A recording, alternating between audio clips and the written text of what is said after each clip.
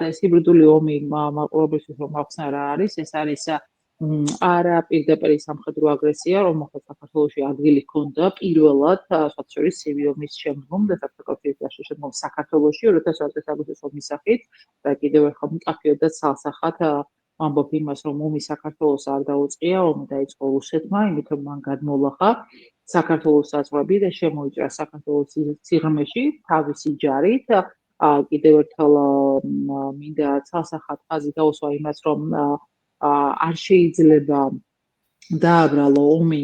მიხეილ სააკაშვილს, მიუხედავად იმისა, რომ მიხეილ სააკაშვილის აპოლოგეტი არასდროს არ ყოფილა, როდესაც ომი მიმდინარეობს საკუთარი ქვეყნის ტერიტორიაზე, ის რაც ივანიშვილის რეჟიმმა ერთპარტიული პარლამენტის მეშვეობით გააკეთა, მათ შორის